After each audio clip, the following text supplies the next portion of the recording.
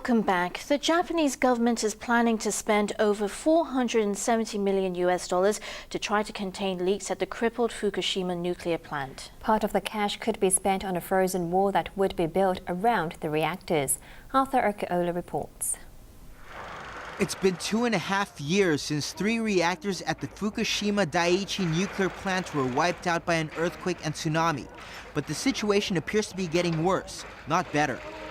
The latest radioactive leaks are so dangerous they could kill anyone within a matter of hours. The Japanese government now says it's stepping up measures to solve the world's worst nuclear disaster in decades.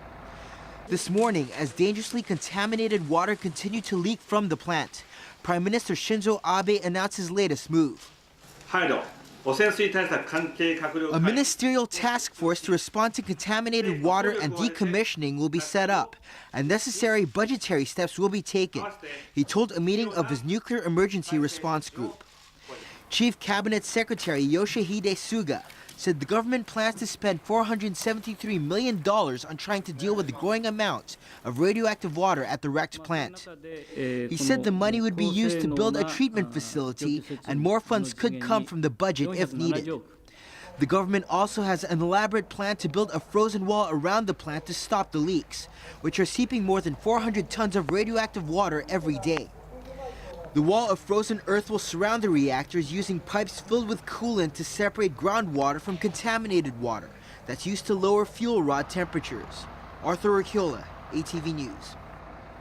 American tech giant Microsoft is buying the main handset business of Nokia, the world's second largest mobile phone manufacturer, for $7.2 billion.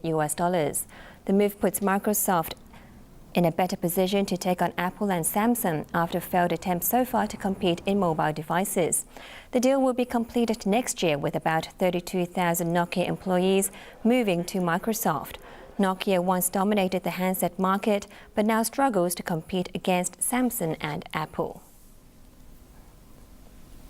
A 64-year-old American woman has become the first person to swim non-stop from Cuba to Florida without the protection of a shark cage. At the end of a 53-hour endurance swim, a tired but jubilant Diana Nayad had one piece of advice: never give up.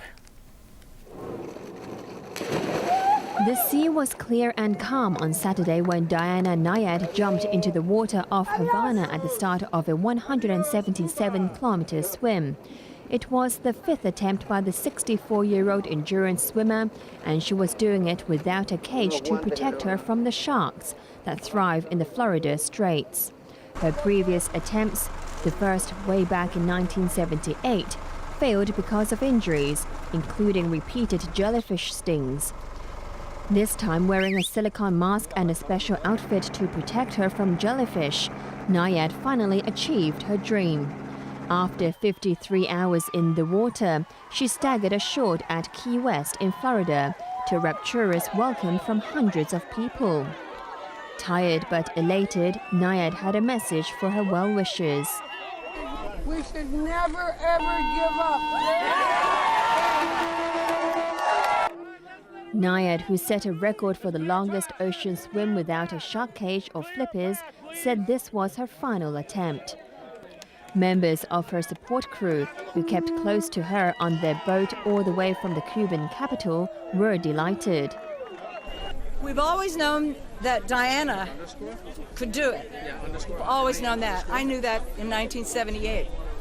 The sea and weather conditions were favorable on her 5th attempt, and no jellyfish troubled her.